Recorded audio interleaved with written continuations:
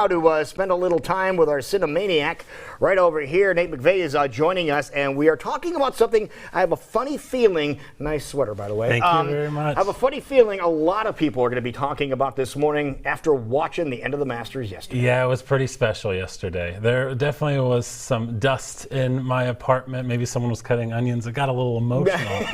You know, when I got to see Tiger win and pick up his kid, it was a pretty special day.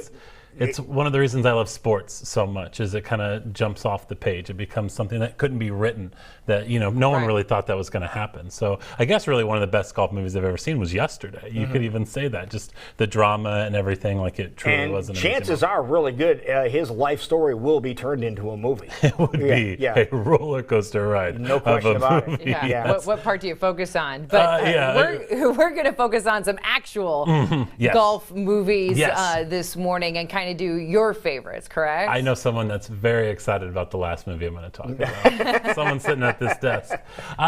So really the golf movies, there aren't as many golf movies as I thought that there were. When I originally went through for baseball movies, there's just a backlog that goes back and back and back. Right. With golf, there's just kind of a solid little crop, the ones that kind of everyone knows. I'll start off kind of breezing over three that are pretty well-known golf movies, not necessarily my favorite.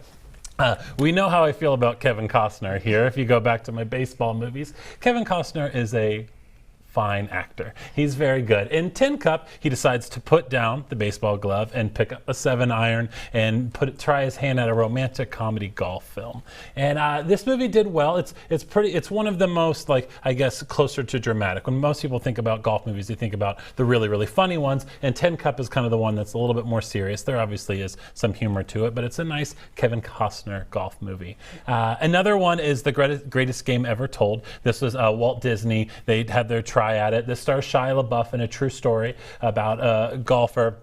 It's a fine movie. This is before Shia LaBeouf went too crazy. Okay. And you know, it's a nice little emotional tale. It's Disney trying its hand at golf, so it can't go too wrong when it's got Disney attached to it. It has golf, so it's in the interest of a lot of people too. So the greatest game ever played. And, and then I don't remember that one. I don't remember that one either. It's on TV a lot. Is actually. it really? Yeah. If you flip through the channels, it's on way more than you would ever expect. Now it's got my curiosity up. But based on a true story. Yeah, based on a true story.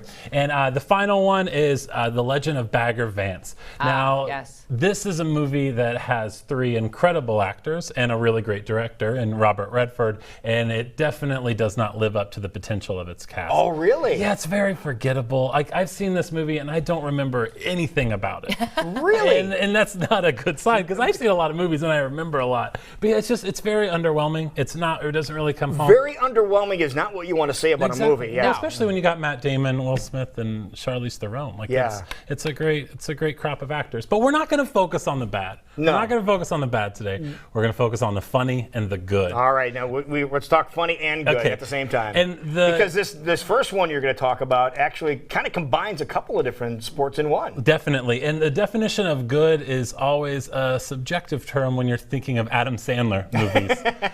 So Adam Sandler, I have a definition of Adam Sandler is as good as the age that you are whenever you see the movie. That's true. This movie came out in 1996 when I was the ripe age of 10 years old, and this was the greatest thing that ever happened to me. It was so funny, lots of fart jokes, lots of maybe inappropriate jokes that I shouldn't have understood when I was 10. Probably didn't. Right. But this movie, I love it. I still love it today. So yes, Happy Gilmore, wonderful name for a person, was a hockey player who decided to find his way into golf and therefore came up with a huge rivalry. Yes. And if you've ever golfed and you've ever played hockey, you say, oh, golf can't be that hard. I can shoot a hockey puck. And then you take that style and try to transform it from your hockey shot to your golf swing.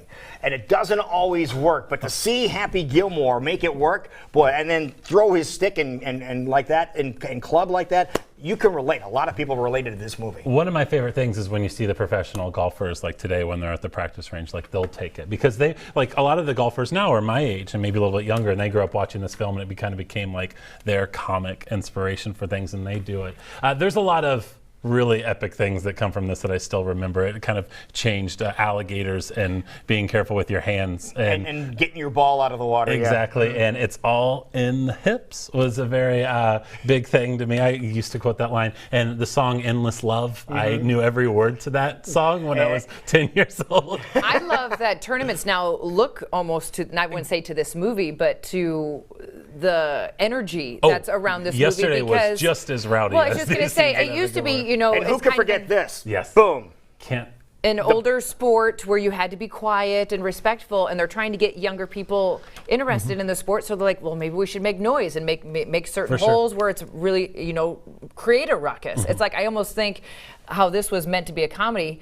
They're looking to this now to make sure the sport continues on in a strong way with a younger crowd. It's one of the things I love, and it's something that the next movie we talk about does, is it takes a sport that hasn't always been the most accessible to people. Like golf is kind of a rich man's game, and you really have to have money to play it, or really kind of figure out, or have someone introduce you to it. And then you have a movie like Happy Gilmore, and the one we're going to talk about, which is just funny, and it makes it seem like, oh, that could be something fun, and that's not really what a lot of the old timers and like the country clubs want you to think about golf. And it's kind of nice to take that narrative yourself. It also changed how I looked at Bob Barker for the rest of my life, and I love it.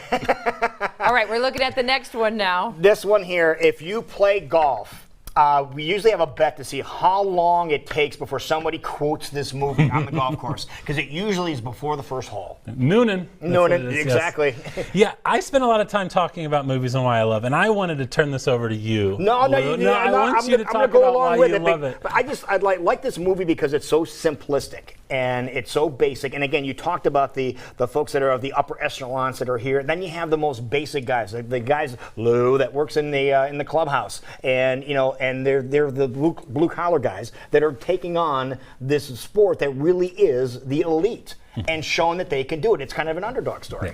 And the crazy thing about this is this movie's almost 40 years old. I can't believe it's going to be 40 years old next year. And still what you're saying, these lines are quoted everywhere. They're quoted. Yesterday they were quoted on there when people are watching it, and it's just that, like, this movie came out before I was born, but yet I know every detail about this movie, and it's from seeing it, but it's also like just the pop culture reference to it, and that just kind of stands the test of time. And you look at the actors in it, from Chevy Chase to Bill Murray to Rodney Dangerfield. Like, these are people that really just went way past this movie on to bigger and better things, but yet they're still like referenced in this. Like, when you think about Bill Murray, you think about Caddyshack. There's no question about that. He's gone on to be nominated for Academy Awards and everything. And then you think about Kenny Loggins and all right. Still trying to figure out why they had a dolphin sound effect for a gopher. I still don't understand that one. The noise is a dolphin. It's not a gopher. Yeah, I'm just really excited because I stuck around last week whenever you sang during the record store day, and I got mad at you for not singing during my segments, but you sure I'm all right. You held your end of the bargain, and you're singing on Monday. And they seem to frown, because I brought a boombox. After seeing that movie, you brought a boombox over to Willow Creek and cranked it up, and people didn't like that a whole lot. But then we start dancing, and then they start dancing too. I heard a really funny story this weekend about how when they made the explosion on the golf course, they tried to convince the country club to do it, and they said, "No way, we're not going to let you do it." So they took everyone. They had a very special luncheon where they brought everyone off the course while they filmed that scene, and then they had the explosion. And I just love that guerrilla filmmaking, and it's just the commitment to the comedy. I'm just wondering, do you think Tiger Woods ever caddied at all?